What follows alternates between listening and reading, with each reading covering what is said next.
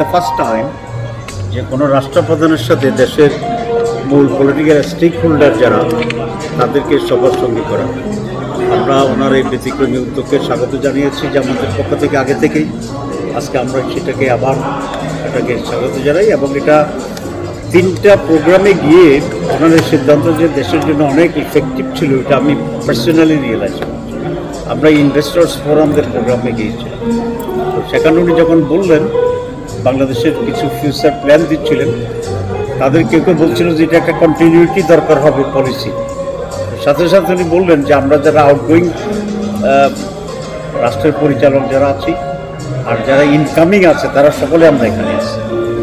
তো এটার পরে দেখলাম যে ইনভেস্টরদের ভিতরে এক ধরনের হাসি বা কনফিডেন্স সেখানে যে আজকে আমরা গেলাম সেখানে এটা রিফ্লেক্টেড হয়েছে যে বাংলাদেশ জনগণ ইউনাইটেড আছে।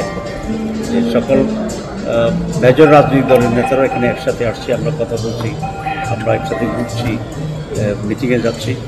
এটা দেশের মানুষের জন্য নিশ্চয়ই একটা পজিটিভ বার্তা হবে, যেখানে রাজনৈতিক দলগুলো গত 15 বছর একে অন্যের চেহারা দেখতে পারত। Now we are flying together, eating together, sitting together, discussing together. It's a very good impression. ফেব্রুয়ারি নির্বাচনের তো একটা টেন্টেটিভ তারিখ ঘোষণা করেছেন, আমরা সকলেই এর সাথে একমত। আমরা নির্বাচন ফেব্রুয়ারিতে করার জন্য প্রস্তুতি নিচ্ছি উইথ আওয়ার হাম্বল এফার্টস, আমাদের যেটা আছে।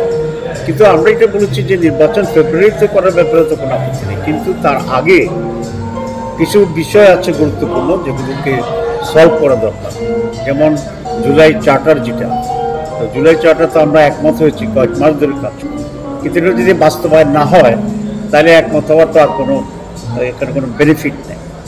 আমি দেশে প্রায় বলতাম যে ইমানের 3 অংশ: মুখে স্বীকার করা, হৃদয় ধারণ করা, বাস্তবে রূপান্তরিত করা। আমাদের জুলাই চার্টারেরও 3 অংশ। এক হচ্ছে ঐকমত্য পোষণ করা, আইনি ভিত্তি দেওয়া, আর তার ভিত্তিতে আগামী নির্বাচন অনুষ্ঠান করা।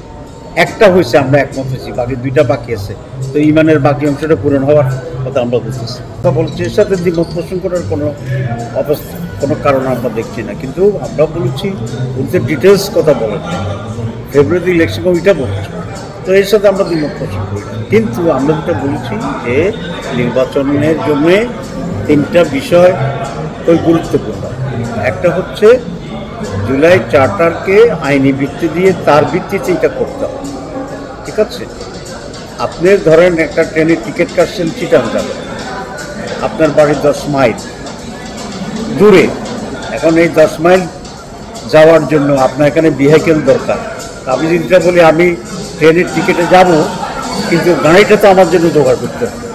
আমাদের কত এরকম পিআর পদ্ধতি নিয়ে আপনারা কি এখন আগের অবস্থানে অটুট আছেন? মানে নিম্নকক্ষ উচ্চকক্ষ 2 জায়গায় পিআর চান? জি, আমরা 2 পক্ষে পিআর চাচ্ছি। আপনারা জানেন যে ঐকমত্য কমিশনে 31টা দল আমরা ছিলাম, এর ভিতরে 25টা দল পিআরের পক্ষে, কিন্তু একটা কোয়ালিটির ডিফারেন্স ছিল। অনেকে আপার হাউসে পিআরের পক্ষে, আর অনেকে আপার এবং লোয়ার হাউস দুটাতে পিআর, কিন্তু পিআর চায় 31-এ 25।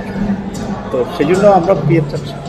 পিআর যদি শেষ পর্যন্ত না হয়, আমি কয়েক হাজার মাইল দূরে আসছি, এখানে বাংলাদেশের যারা আছে সকলেই এখানে আমার মানুষ, আমি সকলের মানুষ।